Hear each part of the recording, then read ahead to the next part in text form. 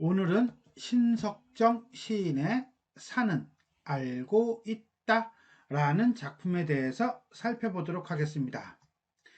이 작품은 오랜 역사를 겪어온 산을 인간의 영속성을 가진 존재로 그림과 동시에 인간이 가리려고 하는 진실을 함께 기억하고 올바른 역사를 만들어가는데 동참할 것을 호소하고 있는 시입니다.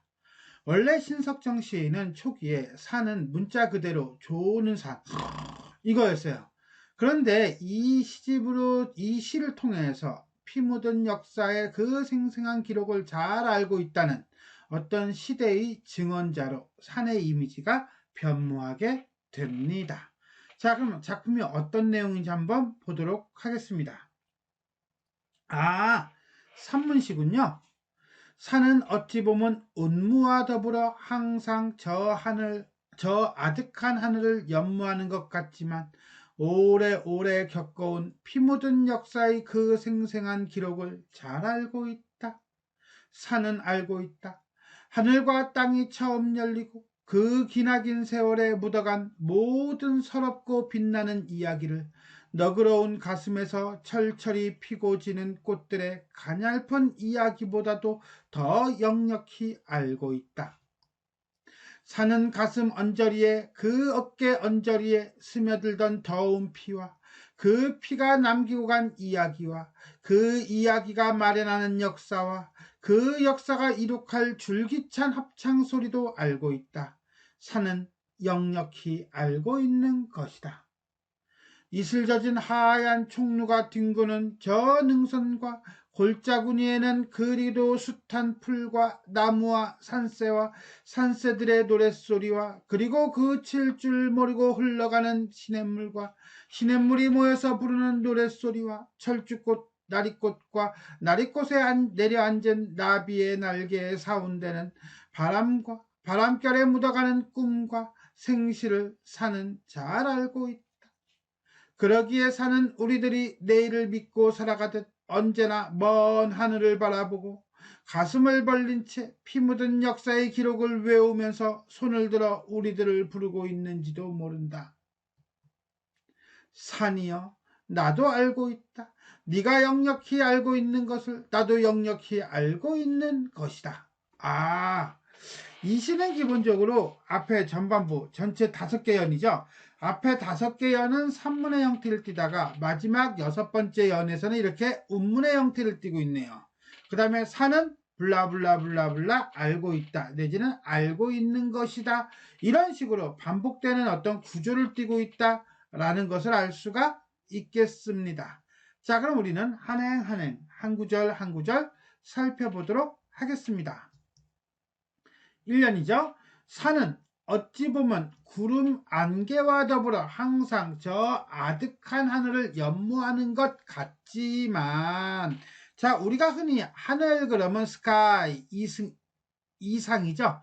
이상을 가리키는 시어로 긍정적인 시어예요. 근데 여기서는 같지만이라고 하는 거 보니까 이거는 이상향은 이상향인데 현실과 동떨어진 공간으로서의 이상향이야. 그러니까 이거는 긍정적인 시어가 아니라 오히려 부정적인 시어라고 봐야 될 것 같아요. 산은 어찌 보면 운무와 더불어 항상 저 아득한 하늘을 연무하는 것 같지만 남들은 그렇게 생각해. 즉 산에 대한 어떤 일반적인 시선 또는 보편적 통념을 가리키면서 화자는 뒤에다가 얘기합니다. 뭐라고? 오래오래 겪어온 피 묻은 역사, 우리 민족이 겪은 현실, 전쟁, 망국, 또 6.25 분단의 비극, 기타 등등등등등의 생생한 기록을 잘 알고 있다. 자, 여기가 산에 대한 일반적인 관점이라면 요거는 산에 대한 화자의 시선, 화자의 관점이라고 볼 수 있죠. 결국 1년에서는 역사적 현실의 증언자로서의 산, 마운틴이라고 볼 수 있겠네요. 2연 볼까요? 산은 알고 있다. 자, 산은 알고 있다. 잠깐 1년 산은 블라블라블라 알고 있다. 2연 산은 알고 있다. 어때요? 또 알고 있다 이러죠. 그러니까 결국은 유사한 식구를 반복을 함으로써 의미를 강조하고요. 운율을 형성하고 있어요. 더더군다나 알고 있다라고 하는 걸 통해서 의인법을 쓰고 있다라는 것도 알 수 있습니다. 하늘과 땅이 처음 열리고 천지가 개벽하고 우리 민족의 역사가 시작되고 기나긴 세월 우리 민족의 유구한 역사에 묻어간 그 모든 서럽고 빛나는 이야기들, 그 모든 서럽고 빛나는 이야기는 바로 뭡니까? 그렇죠. 산이 알고 있는 이야기죠. 우리 민족의 역사 속에 있는 이야기죠. 어찌 본다면 민중의 삶이죠. 그런데 서럽다라고 하는 부정적인 시어와 빛나다라고 하는 긍정적인 시어가 묶이면서 역설법을 보여주고 있죠. 그러면서 개벽 이후에 우리 민족의 역사를 이야기하네요. 산의 너그러운 가슴에서 라고 함으로써 산이 가지고 있는 포용적인 이미지를 보여주며 철철이 피고 지는 꽃들의 가냘픈 이야기보다도 더 역력히 분명히 뚜렷하게 알고 있다. 무엇을? 우리 민족의 유구한 역사를 알고 있다. 이렇게 보면 되겠네요. 이연, 오랜 역사의 이야기를 알고 있는 마운틴. 산은 가슴 언저리에 그 어깨 언저리에, 자, 산의 가슴 언저리, 어깨 언저리, 자, 의인화죠? 스며들던 더운 피와, 이때 더운 피라고 하는 것은 아마 삶에 대한 열정, 아니면 그 열정을 먹으면 죽음, 기타 등등등 그 피가 남기고 간 이야기와 그 이야기가 마련하는 역사와, 자, 그 다음에 그 역사가 이룩할 줄기찬 함성 소리. 자, 이건 바로 뭡니까? 미래죠? 이룩할 줄기니까 미래에 대한 전망을 알고 있다. 이렇게 되는 거예요. 자, 그런데 하나 우리가 여기까지 읽으면서 좀 살펴야 될 게 있습니다. 그게 바로 뭐냐? 스며들던 던던던던던 이라고 하는 과거로서의 역사, 그 다음에 그 피가 남기고 간 이야기와 그 이야기를 마련한 현재로서의 역사, 그 다음에 이룩할 미래의 역사, 즉 던는 할이라고 하는 시제를 사용하는 어미를 드러냄으로써, 시제를 나타내는 어미를 드러냄으로써 과거, 현재, 미래까지 산을 통해서 보여주는 화자의 역사의식이 드러나고 있다. 그러면서 역사의 증언자로서의 산의 의미를 보여주며 산은 분명히 알고 있는 것이다. 과거도 알고 현재도 알고 미래도 아네요. 미래의 역사에 대한 전망을 알고 있는 마운틴. 이슬 젖은 하얀 총루가 뒹구는 저 능선과 골짜기에는 잠깐 총루? 총루가 뭔데? 그랬더니 살이 전부 썩은 죽은 사람의 머리뼈예요. 그러니까 하얀 뼈죠. 이거는 죽음의 이미지라고 보시면 될 것 같아요. 자, 저 능선과 골짜기니까 결국 뭡니까? 그렇죠. 죽음의 공간이죠. 그런데 밑에 보니까 숱한 풀과 나무와 산새들의 노랫소리가 있대요. 자, 그러니까 이건 능선과 골짜기는 죽음의 공간이야? 아니죠. 삶과 죽음이 공존하는 공간이에요. 즉, 우리는 우리는 죽음을 본다면 여기서 우리는 뭘 봅니까? 그렇죠. 삶을 본다는 거예요. 생명력을 지니고 있는 존재들을 본다는 거예요. 이런 점에서 본다면 죽음과 삶과 죽음의 이미지가 이렇게 대비를 이루면서 그것이 이 안에서 공존하고 있다라고 봐야 될 거예요.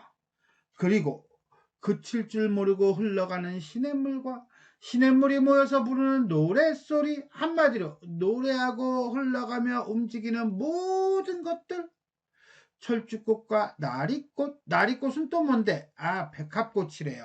내려앉은 나비의 날개, 자, 가볍게 부는 바람과 바람결에 묻혀가는 꿈과 생시를, 한마디로 말해서 현재의 움직임과 앞으로 있을 움직임, 그것들을 통해서 과거의 아픔을 극복하고 미래로 나가려는 모습을 보여주는데, 그러한 모습을 산은 어떻게 잘 알고 있다. 무엇이?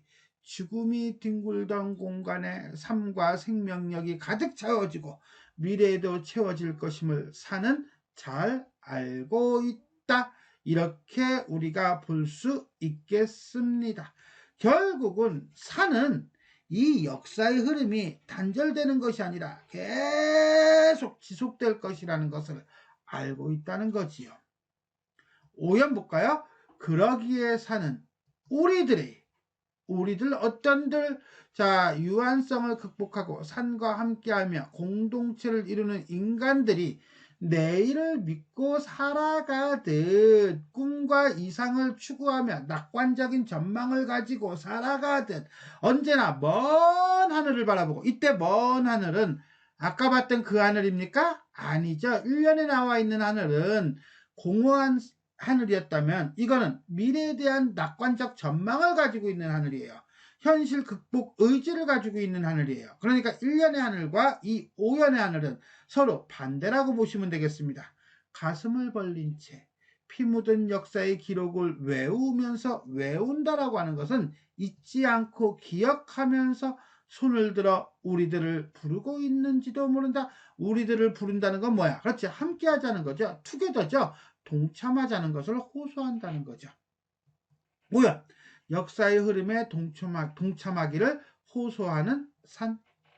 자, 이렇게 1년부터 5년까지는 산문의 형태로 산이 가지고 있는 의미를 노래하고 있다면 6년은 좀 다르죠. 산이여 불렀죠? 의인법이고 도노법이고 영탄법입니다. 나도, 여기서 우리는 뭐야? 도를 봐야겠네요. 이 보조사 도. 화자는 동참한다는 거죠. 알고 있다. 네가 역력히 분명히 뚜렷이 알고 있는 거, 그게 바로 뭔데? 과거의 역사, 현재의 역사, 미래의 전망을 나도 분명히 알고 있는 것이다. 단정적인 어조죠. 그렇게 함으로써 화자의 단호한 태도가 들어가며 화자 또한 현실을 직시하고 역사의 증인이 되겠다라고 이야기하는 거예요.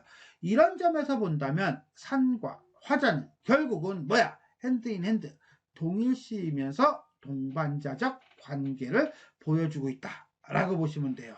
자, 6년은 그렇죠. 산의 호소에 응답하는 화자, 이렇게 정리할 수 있겠습니다.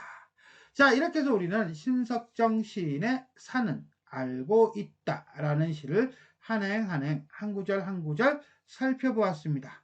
그럼 전체 한번 정리하도록 하겠습니다. 자유시고요. 서정시고 참여적이다. 희구적이고요.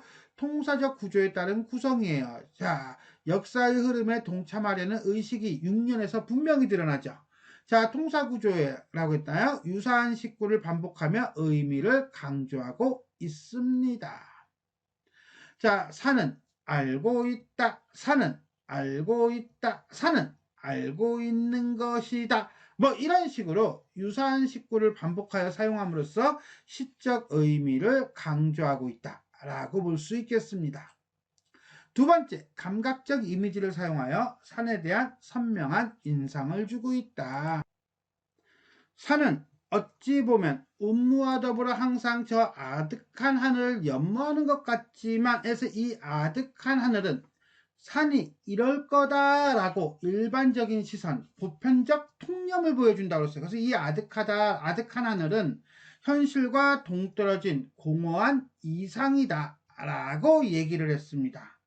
자, 반면에 그러기에 사는 우리들이 내일을 믿고 살아가듯 언제나 먼 하늘을 바라보고 가슴을 벌린 채 라고 해가지고 우리는 이건 뭐예요? 그렇죠. 이 먼 하늘은 미래에 대한 낙관적인 전망을 보여주면서 어때요? 항상 산이 바라보는 대상이죠.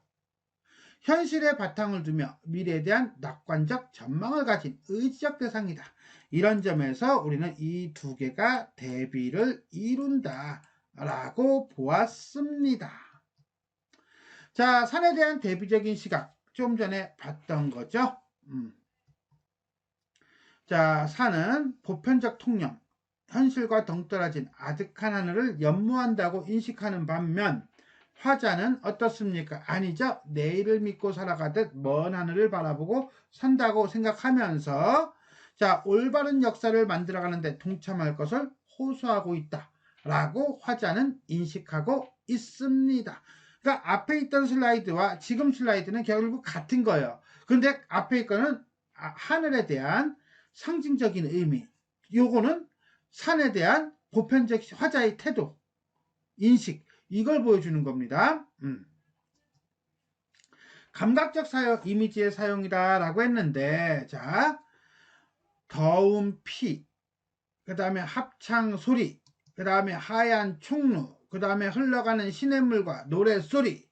자, 더운 피는 촉각, 합창 소리는 청각, 하얀 총루는 시각, 그 다음에 흘러가는 시냇물은 시각, 하지만 노래소리는 청각. 이런 식으로 감각적 이미지를 사용하여 시적 대상인 산의 면모를 드러내고 있습니다. 자, 이렇게 해서 우리는 신석정 시인의 산은 알고 있다에 대해 살펴보았습니다. 지금까지 내용이 도움이 되셨다면 좋아요와 구독 버튼 눌러주시고요. 알림 설정 부탁드리겠습니다. 수고하셨습니다.